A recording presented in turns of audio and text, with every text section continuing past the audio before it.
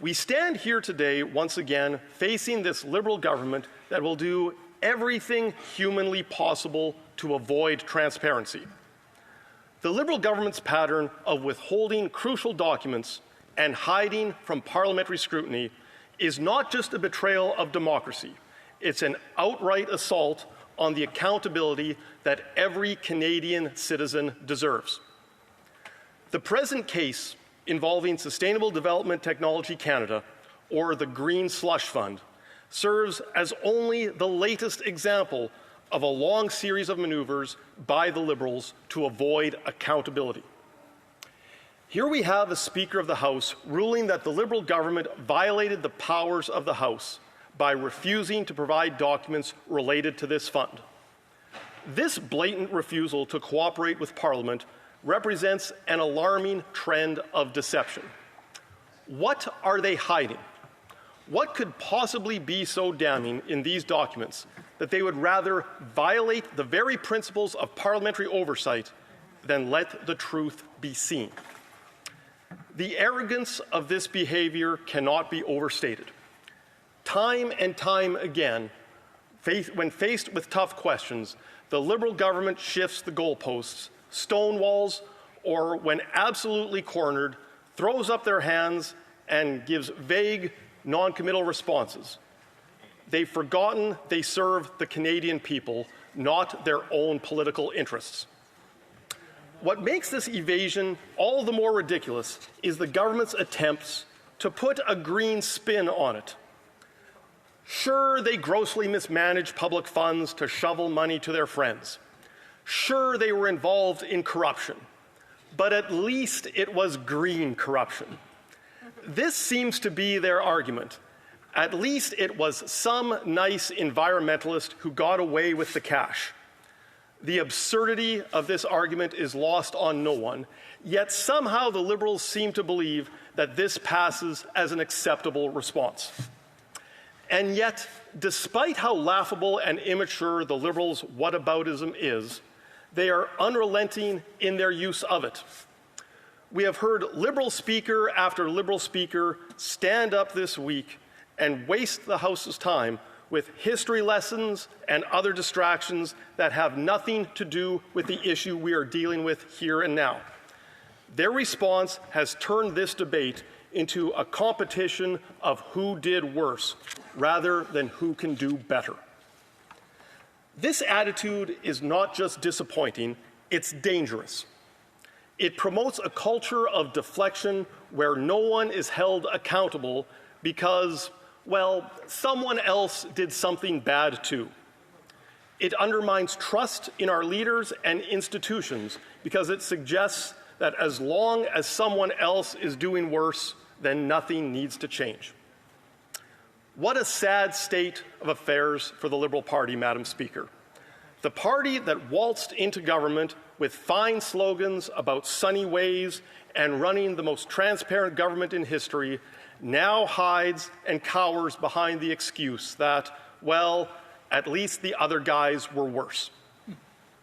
What makes that attitude so much sadder, Madam Speaker, is that it's not even true.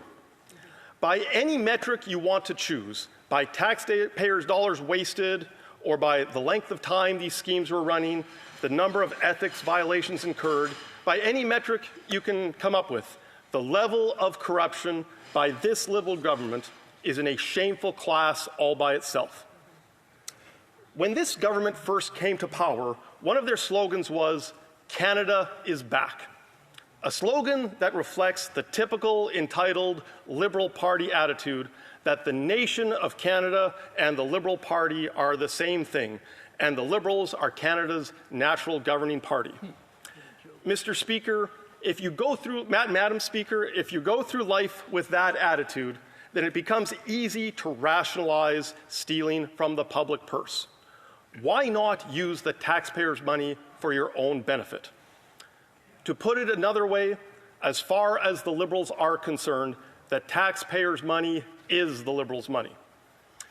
Nowhere has the Liberal attitude of entitlement been more obvious than in the present issue of the Liberals' Green Slush Fund. So let's take a closer look at this most recent incarnation of liberal greed, corruption, and insider cronyism. Sustainable Development Technology Canada, or SDTC, is a program that was supposed to be about protecting our environment, fostering innovation, and creating a sustainable future. But what has it become? It has become the Liberals' green slush fund. The Auditor General's report, released earlier this year, is a damning indictment of SDTC and the entire Liberal government's mismanagement of public funds. $334 million over 186 cases to projects in which board members held a conflict of interest. A staggering $58 million was handed out to ineligible projects. What were these projects?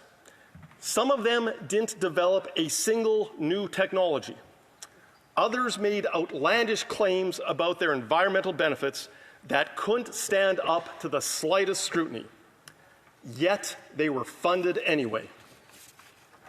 And let's not forget, Madam Speaker, that the Auditor General looked at only a sample of SDTC transactions. A sample. She looked at roughly half of the transactions and found that 82% of them were conflicted. We can easily surmise that the remaining cases were just as conflicted and that sums of money involved were hundreds of millions of dollars more. This is about more than just paperwork errors or poor oversight. This is about a culture of corruption that has seeped into the highest levels of this Liberal government. This is about a Prime Minister who promised transparency, but instead gave us secrecy. A Prime Minister who said that his government would work for all Canadians, but instead has set up a system where only his friends and Liberal insiders get ahead. Liberal insiders at the trough. That is what this program is all about. How could this happen? How could a program designed to fund innovation and environmental protection be so utterly corrupted? Unraveling those questions starts by looking at the person at the center of this scandal, Annette Verschuren, the chair of the SDTC board, who oversaw much of this disaster. A person who voted to give millions of dollars to her own companies. Why would she not recuse herself? Someone with such a long history of corporate governance must have had at least some glancing knowledge of the concept of conflict of interest. The Ethics Commissioner himself has called out this blatant conflict of interest for years, but unfortunately it went unpunished. We now know that Verschuren's company and our store directly benefited from these funds. And this is not a one-off event. It's a symptom of a system that has been so utterly compromised by greed and self-interest. When whistleblowers tried to bring these issues to light, what did they get? Well, some of them got fired, some of them got silenced, and some of them got a toxic workplace environment where honesty is punished and corruption is rewarded. Madam Speaker, let's review some of the whistleblower testimony from committee.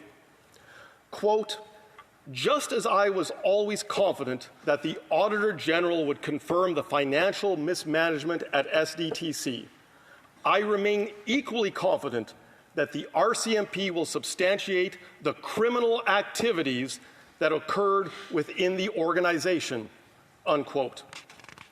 In other statements, the whistleblower said, quote, "The true failure of the situation stands at the feet of our current government, whose decision to protect wrongdoers and cover up their findings over the last 12 months is a serious indictment of how our democratic systems and institutions are being corrupted by political interference.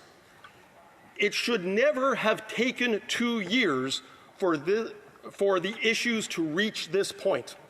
And what should have been a straightforward process turned into a bureaucratic nightmare that allowed SDTC to continue wasting millions of dollars and abusing countless employees over the last year, unquote.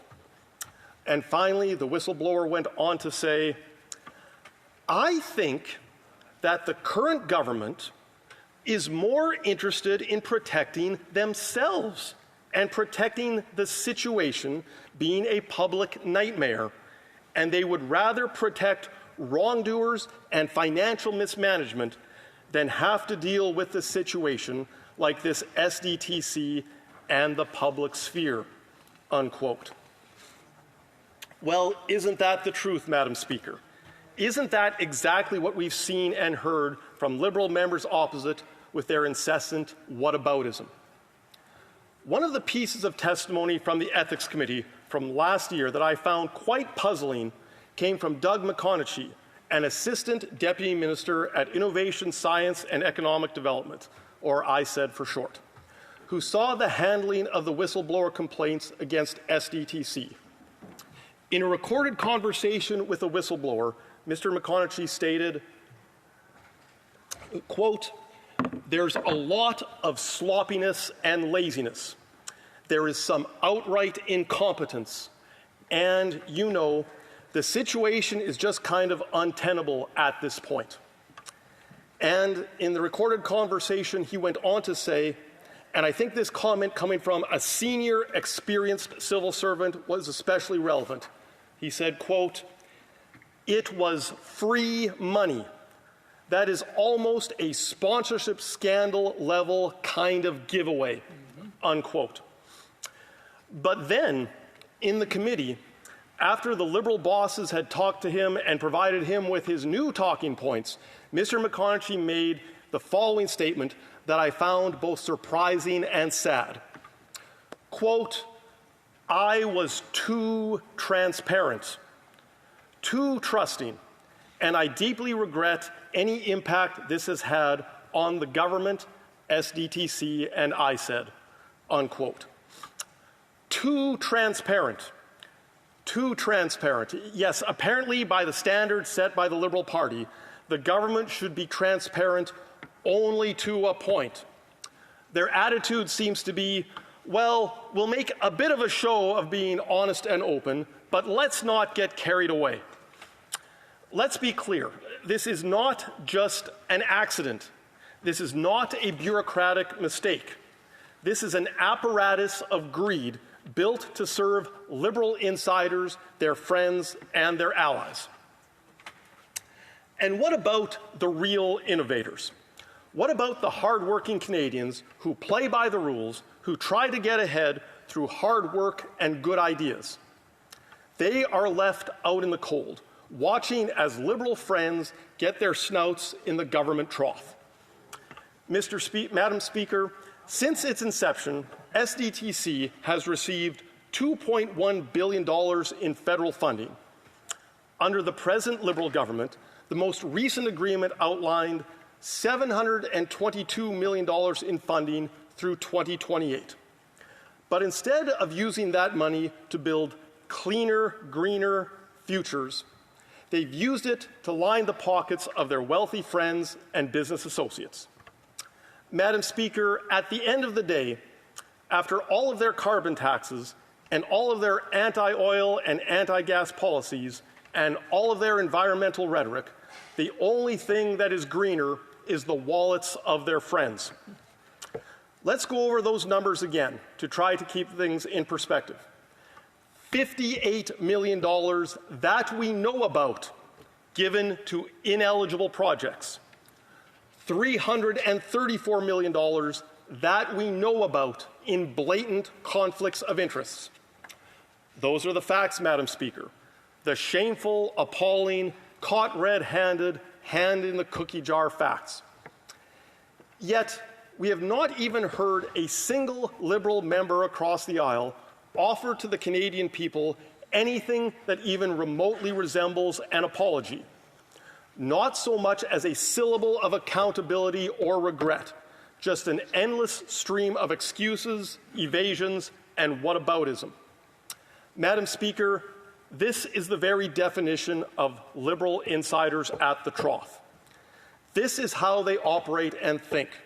They take care of their own.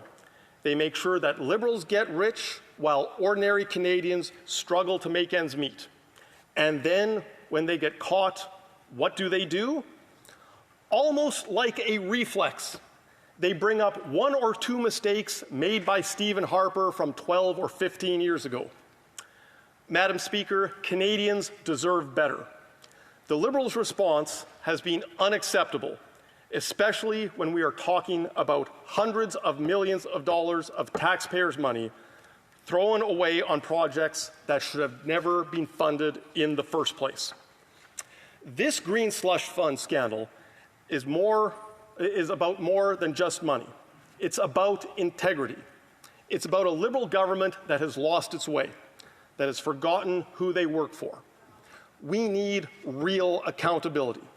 We need a government that works for the people, not for the insiders, not for the lobbyists, and not for the rich and well-connected. The Liberals will tell you that this is all just a misunderstanding, that these issues are being fixed. But we've heard that before.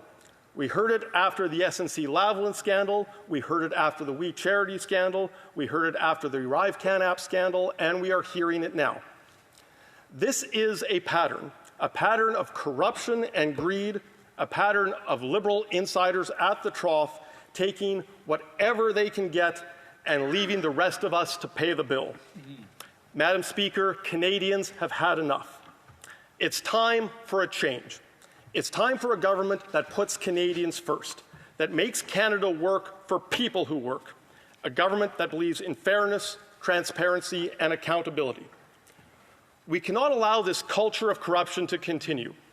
We cannot allow the Liberals to keep putting their friends and insiders ahead of the Canadian people. Let's send a message to this government that enough is enough. Let's take back control of our tax dollars. Let's demand accountability. And let's make sure that the next time there's a program like SDTC, it's working for the people, not for insiders at the trough. Thank you very much, Madam Speaker.